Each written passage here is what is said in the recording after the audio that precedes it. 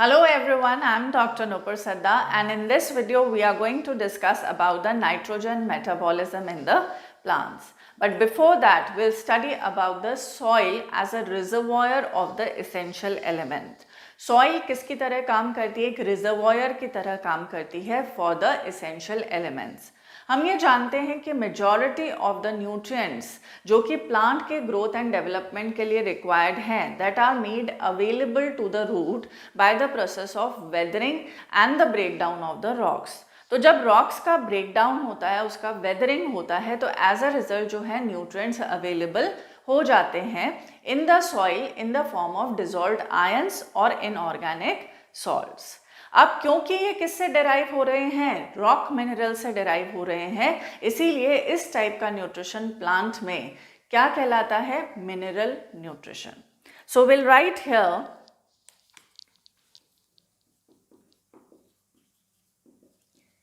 majority of the nutrients required by a plant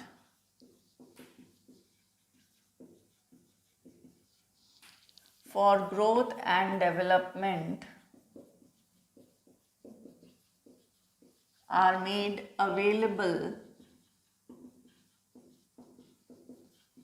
to roots by weathering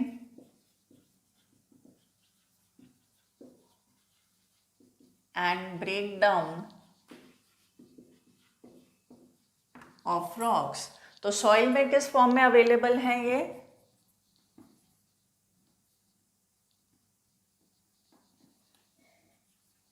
They make soil rich in inorganic salts and dissolved ions.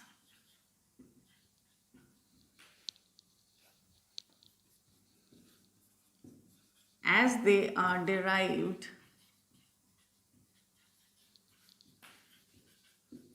from rock minerals, hence in plant nutrition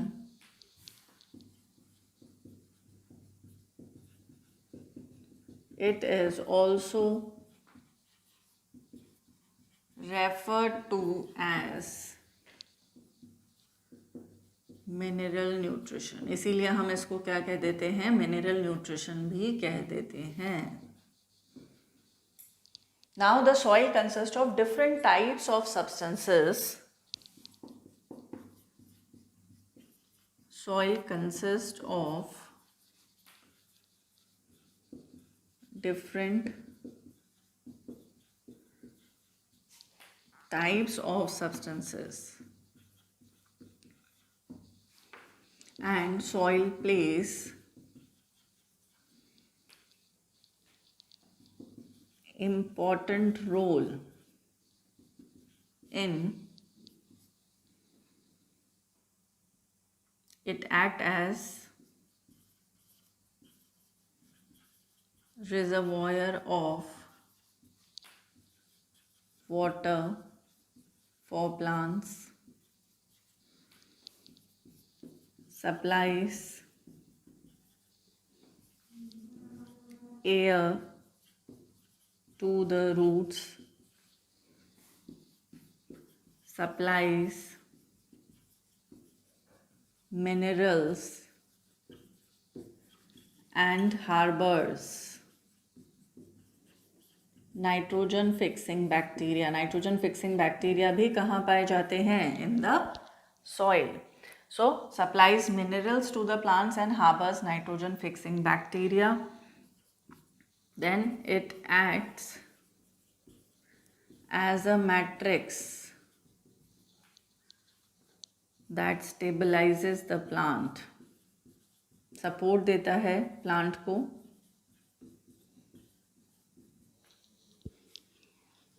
Then in it the process of decomposition is carried out. Now, what is decomposition? Decomposition is the breakdown of the complex organic substances into the simpler substances. That is known as decomposition. तो decomposition जो होता है organic material का, वो किसके अंदर होगा? That also occurs in the soil by means of the reducers. So decomposition की process भी यहीं carry out होती है. इसके अलावा जो आपको यहाँ पर ध्यान रखना है कि generally जो essential elements हैं वो क्या हो जाते हैं soil के अंदर? डेफिशिएंट हो जाते हैं. जब सॉइल के अंदर ये डेफिशिएंट हो जाएंगे तो क्रॉप यील्ड क्या होती है, यानी productivity of the crop is affected. Clear? और इसको मीट आउट करने के लिए हम यूज़ करते हैं फर्टिलाइजर्स का, जिसके अंदर दोनों टाइप के कंपोनेंट्स पाए जाते हैं, मैक्रो और micro nutrients. It depends upon the requirement. तो यहाँ हम लिखेंगे इन it the process of decomposition is carried out. Soil may become deficient in the essential elements. In that case, we may use fertilizers which consist of both macro and micro nutrients depending upon the requirement. So it depends upon the requirement कि किस type के जो हैं minerals जो हैं that is deficient in the soil. तो यहाँ हम किसकी बात कर रहे हैं? We are talking about the soil as the reservoir of the essential elements. अब ये जो न्यूट्रिएंट्स हैं which are required for the proper growth and development of the plants, ये कैसे अवेलेबल होते हैं रूट्स के लिए? By the break down and the weathering of the rocks. और ये क्या बनाते हैं? सॉइल को रिच बना देते हैं in the dissolved ions and the inorganic salts. और क्योंकि ये किससे डिराइव हो रहे हैं? रॉक मिनरल्स से, इसीलिए इस टाइप के प्लांट न्यूट्रिशन को हम क्या कहते हैं? We often call it as the mineral nutrition. Now soil consist of the different types of substances, hence it plays an important role also. क्या क्या रोल प्ले करती है? It act as a reservoir of the water for the plants. Then it supplies air to the roots. Roots का aeration बहुत ज़रूरी है. अगर roots का एरिएशन प्रॉपर होता है तो रूट्स अच्छे से ग्रो कर पाती हैं. ठीक है? और जब रूट्स अच्छे से ग्रो कर पाएंगी तो absorption of water and minerals भी अच्छे से होगा, which will lead to the better and healthier plant development. So third point आएगा, supplies minerals and harbours nitrogen fixing bacteria. Fourth आता है, it act as a matrix that stabilises the plant. तो ये क्या करता है soil? It help in stabilising the plant. Fifth आएगा, in it the process of decomposition is carried out. जैसा मैंने आपको बताया था, डीकॉम्पोजिशन क्या है? It is the break down of the complex organic substances into the simpler ones by means of the reducers or the decomposers. तो ये भी प्रोसेस कहाँ कैरी आउट होती है? इन the soil. And it also help in the recycling of the mineral nutrients. Six point आएगा, soil में become deficient in the essential elements. Now कभी कभी सॉइल जो होती है it becomes depleted of the essential elements, उसमें ख़त्म हो जाते हैं या एसेंशियल एलिमेंट्स की कमी हो जाती है. तो हम इसको कैसे मीट आउट करते हैं? By addition of the fertilisers. अलग अलग टाइप के फर्टिलाइजर्स अवेलेबल हैं मार्केट में, तो हम अपने रिक्वायरमेंट के अकॉर्डिंगली क्या ले सकते हैं? फर्टिलाइजर्स का यूज़ कर सकते हैं. So this was all about the soil as a reservoir of essential elements.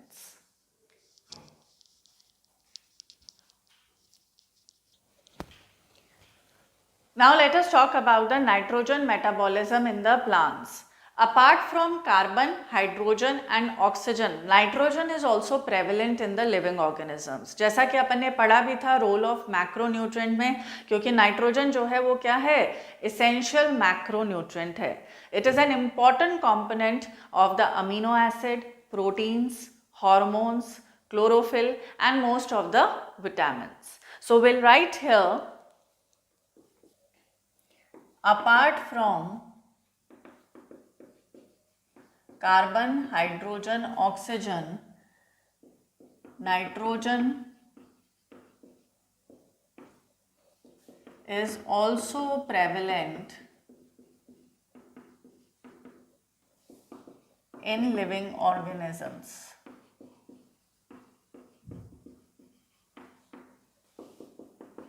It is component of, किस किस का component है, जैसा कि अभी मैंने आपको बताया, अमीनो एसिड्स,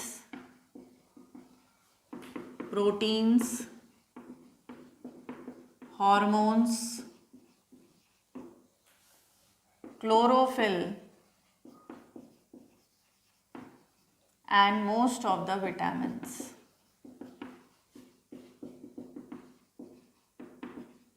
लेकिन मैंने आपको ये भी बताया था कि NPK क्या है, क्रिटिकल एलिमेंट्स हैं, यानी कि जो नाइट्रोजन है वो लिमिटेड अमाउंट में ही प्रेजेंट है इन द सॉइल। अब जो लिमिटेड अमाउंट ऑफ नाइट्रोजन है सॉइल के अंदर, इसके लिए दोनों कॉम्पीट करते हैं, कौन, प्लांट और microbes.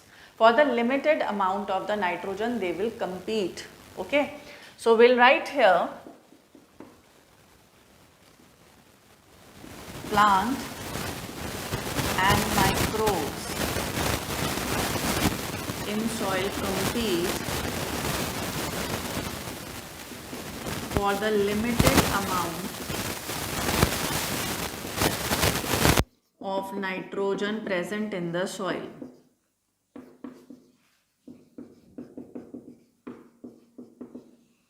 Clear? So plants and microbes in the soil compete for the limited amount of nitrogen present in the soil. तो नाइट्रोजन किसकी तरह काम कर रही है, एक लिमिटिंग फैक्टर की तरह काम कर रही है। लिमिटिंग फैक्टर क्या होता है, it is the factor which is present in the minimum quantity. इसीलिए ये क्या अफेक्ट करेगा, growth of the organism. Clear? Because it is an essential macro nutrient. तो यहाँ हम क्या लिखेंगे कि जो नाइट्रोजन है, it acts as a limiting factor for both natural and agricultural ecosystem। दोनों के लिए ही ये किसकी तरह काम करता है, एक लिमिटिंग फैक्टर की तरह काम करता है। Now nitrogen is present in the form of N2, that is two nitrogen atoms joined by means of the triple strong covalent bonds. So we'll write here nitrogen is present in form of N2, that is two nitrogen atoms are there which are joined by means of triple strong covalent bonds.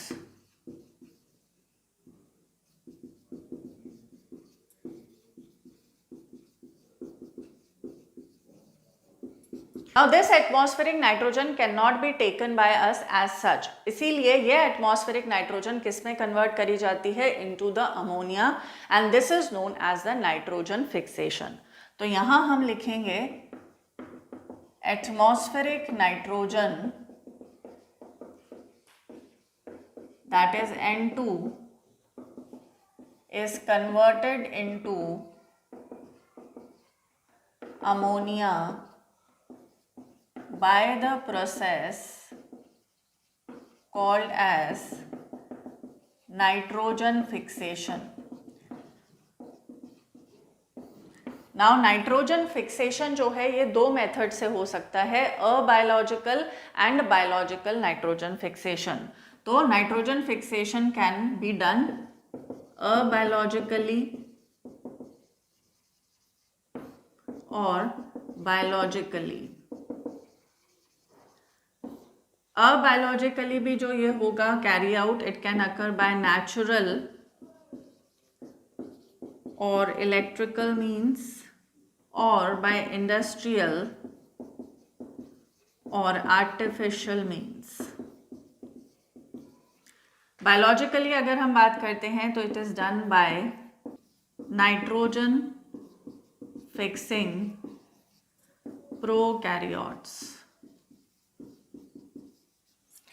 Certain prokaryotic species are capable of fixing the atmospheric nitrogen, जिसके अंदर bacteria और cyanobacteria involve रहते हैं. So the process of nitrogen fixation is also known as diazotrophy, and thus the prokaryotes which are involved in biological nitrogen fixation, they are also known as diazotrophs. इनको हम diazotrophs भी कह सकते हैं.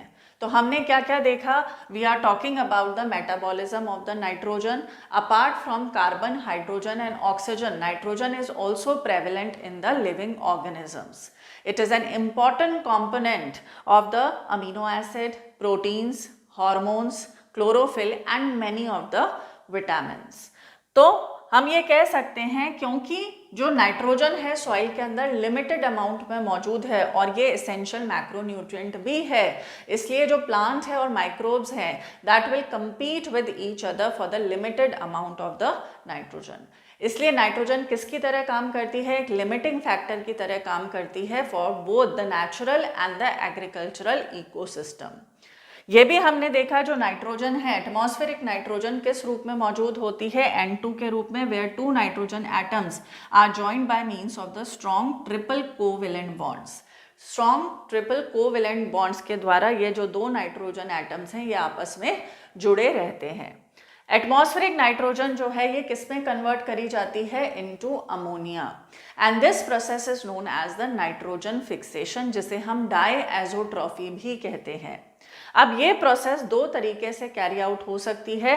अबायोलॉजिकली, जिसमें living organisms involve नहीं है, जिसके अंदर 2 मेथड्स आते हैं, नेचुरल और इलेक्ट्रिकल, एंड इंडस्ट्रियल और आर्टिफिशियल मीन्स. देन सेकेंड आता है biological nitrogen fixation. Biological nitrogen fixation मतलब यहाँ पर लिविंग ऑर्गेनिजम्स इन्वॉल्व हैं. कौन से लिविंग ऑर्गेनिजम्स हैं? Certain prokaryotic species are capable of fixing the atmospheric nitrogen, क्योंकि इन्हीं के अंदर जो है नाइट्रोजन फिक्सेशन एंजाइम जो है नाइट्रोजिनेज मौजूद होता है, that helps in the fixing of the atmospheric nitrogen. तो अब हम डिटेल में बात करेंगे about the abiological and biological means of the nitrogen fixation.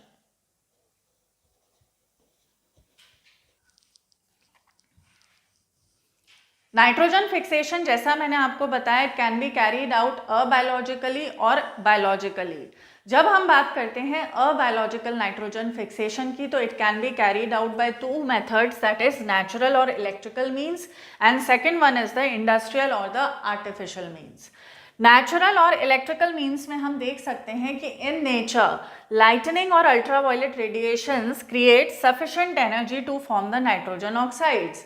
मतलब लाइटनिंग एंड अल्ट्रावायलेट रेडिएशंस के थ्रू इतनी एनर्जी क्रिएट हो जाती है कि it can lead to the formation of different types of nitrogen oxides. तो मैंने इसको यहाँ डिनोट कर दिया है NOx से. It refers to the different types of the nitrogen oxides. Now here I have written atmospheric nitrogen combines with atmospheric oxygen in the presence of lightning and ultraviolet radiations with sufficient amount of energy to form the nitrogen oxides. Now ये जो nitrogen oxides हैं, they will combine with the water vapor to form the acids of nitrogen. Different types of acids बनते हैं nitrogen के, जैसे nitric acid, nitrous acid. Acids of nitrogen then combine with the rain and come down where in the soil they dissociate to form the ions. अब क्या होगा? ये जो acids हैं नाइट्रोजन के, they will come down with the rain. Rain के साथ आते हैं सॉइल में, और सॉइल में आकर ये क्या कर जाते हैं? डिसोसिएट कर जाते हैं. अगर हम बात करते हैं नाइट्रस एसिड की, तो it dissociates to form the nitrite ions and the protons. And अगर हम बात करते हैं नाइट्रिक एसिड की, तो it dissociate to form the nitrate ions and the protons. Clear? और ये जो nitrate and nitrite ions release होंगे, they are taken up by the plants and utilised. इसके अलावा और भी प्रोसेसेस होती हैं जो कि नाइट्रोजन ऑक्साइड्स रिलीज करती हैं, जैसे कि ऑटोमोबाइल एग्जॉस्ट हो गया, फॉरेस्ट फायर हो गया, पावर जनरेटिंग सिस्टम्स हो गया. So they will also release the nitrogen oxides.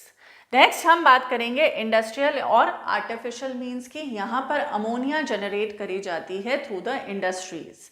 Okay, common method जो होता है that is the Haber method in which the nitrogen combines with hydrogen to forms the ammonia and this ammonia is incorporated in the urea और ये urea जो है it will be utilised by the farmers in the form of urea fertilisers. So that was about the abiological nitrogen fixation.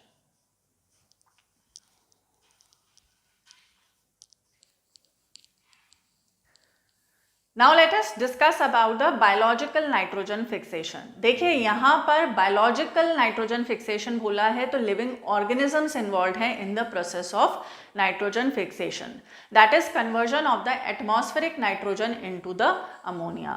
ये जो process है biological nitrogen fixation की, इसे हम क्या कहते हैं? We also call it as diazotrophy. And as I told you, certain species of prokaryotes are involved in the nitrogen fixation, that is conversion of the atmospheric nitrogen into ammonia. So we'll write here certain prokaryotic species are involved in nitrogen fixation as they exclusively possess nitrogen fixing bacteria that is known as nitrogenase. तो केवल ये ही nitrogen fixation कर सकते हैं क्योंकि जो nitrogenase enzyme है which helps in the process of nitrogen fixation वो इन्हीं के अंदर ही पाया जाता है. तो इनको हम क्या कह देते हैं, ये जो सर्टेन प्रोकैरियोटिक स्पीशीज हैं which are involved in the nitrogen fixation we call them as the diazotrophs. अब ये फ्री लिविंग रूप से भी नाइट्रोजन फिक्सेशन कर सकते हैं और सिम्बायोटिकली भी कर सकते हैं. सिम्बायोटिक का मतलब होता है इन क्लोज एसोसिएशन. सो यहाँ पर हम नाइट्रोजन फिक्सिंग ऑर्गेनिजम्स को दो में डिवाइड करेंगे. एक तो आएगा बैक्टीरिया और एक आता है सियानोबैक्टीरिया, that is the blue green algae. Bacteria की जब हम बात करते हैं तो इसको भी हम दो में कैटेगराइज करते हैं. एक होते हैं free living which help in nitrogen fixation. Free living को भी हम दो में कैटेगराइज करेंगे, एरोबिक एंड एनएरोबिक. ये नाम आपको ध्यान रखने हैं, ये क्वेश्चंस पूछे जाते हैं, दीज आर इम्पॉर्टेंट. एरोबिक के अंदर कौन सा आता है, एक आएगा Azotobacter. It is free living nitrogen fixing bacteria. Beijerinckia, it is also free living aerobic nitrogen fixing bacteria. Anaerobic के अंदर दो एग्जाम्पल्स आते हैं, एक तो आता है Clostridium and the second one is rhodospirillum.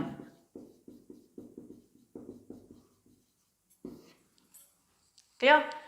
Next हम बात करते हैं बैक्टीरिया. एक तो कौन से हो गए फ्री लिविंग, दूसरा हम देखेंगे symbiotic which are found in symbiotic association और क्लोज एसोसिएशन. इसमें सबसे पहला नाम आता है राइजोबियम का. राइजोबियम जो है it is found in the root nodules of leguminous plants. जो लेग्यूम्स होते हैं उसके रूट नोड्यूल्स के अंदर ये पाया जाता है and it help in nitrogen fixation. Second आता है फ्रैंकिया. फ्रैंकिया जो है it is found in the root nodules of non legumes. Non legumes में आपको तीन एग्जाम्पल्स याद रखने हैं. एक तो आता है एलनस, मेरिका एंड कैजुराइना. इनके रूट नोड्यूल्स में मिलता है Frankia in symbiotic association that help in the nitrogen fixation. इसके अलावा आता है Azorhizobium. It is found in the stem nodules of Sesbania. Sesbania के स्टेम नोड्यूल्स के अंदर ये देखने को मिलता है. This was all about the bacteria which are found in free living condition और symbiotically associated to fix the atmospheric nitrogen. अब हम बात करते हैं about the cyanobacteria. देखिए cyanobacteria में भी दो conditions मिलेंगी, एक तो मिलती है free living and the second one is symbiotic. Free living condition की जब हम बात करते हैं तो यहां पर एग्जाम्पल आते हैं Anabaena, Nostoc, सिलेंड्रोस्पर्मम,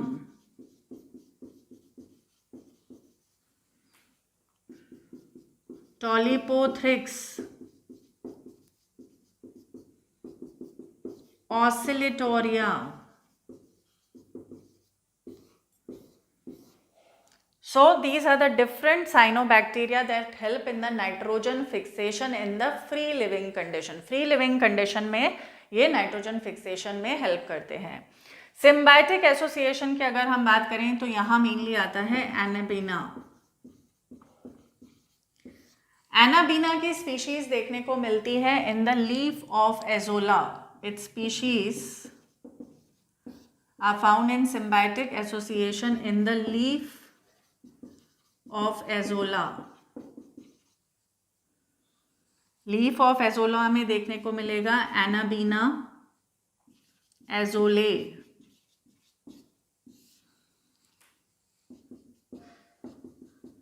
then in thallus of Anthoceros, इसके थैलस में देखने को मिलेगा एनाबीना एंथोसेरोटे. देन आता है इन कोरोलॉइड रूट ऑफ साइकस, यहां देखने को मिलता है एनाबीना साइकडे. क्लियर? इसके अलावा नॉस्टॉक स्पीशीज भी पाई जाती हैं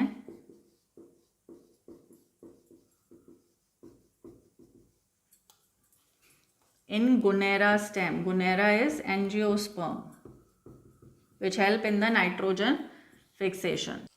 So this was about the cyanobacteria that are involved in nitrogen fixation in the free living condition and in symbiotic association. अब साइनोबैक्टीरिया की वो स्पीशीज जो कि नाइट्रोजन फिक्सेशन में इन्वॉल्व हैं, इनके अंदर थिक वॉल्ड सेल्स पाए जाते हैं जिन्हें हम कहते हैं हीटरोसिस्ट. ओके, एंड इन हीटरोसिस्ट के अंदर क्या मिलता है? Nitrogenase enzyme which help in the process of nitrogen fixation. तो यहाँ हमने क्या देखा? फ्री लिविंग कंडीशन में कौन कौन इन्वॉल्व है? Anabaena, Nostoc, Cylindrospermum, Tolypothrix and Oscillatoria. और हम सिम्बायोटिक एसोसिएशन की बात करते हैं तो यहाँ एनाबीना की स्पीशीज पाई जाती हैं in the leaf of Azolla. Azolla क्या है? Azolla is a pteridophyte. इसकी लीफ में मिलता है Anabaena azollae which help in nitrogen fixation. Thallus of Anthoceros, Anthoceros क्या है? ब्रायोफाइट है. तो एंथोसेरॉस के थैलस में भी क्या मिलता है? एनाबीना. एनाबीना एंथोसेरोटे मिलेगा which help in nitrogen fixation. Then in coralloid root of Cycas, Cycas के कोरोलॉइड रूट्स के अंदर क्या पाया जाता है? Anabaena cycadeae. Cycas is a gymnosperm. And then nostoc species are found in the Gunnera stem. Gunnera क्या है? Angiosperm. So this was all about the biological nitrogen fixation.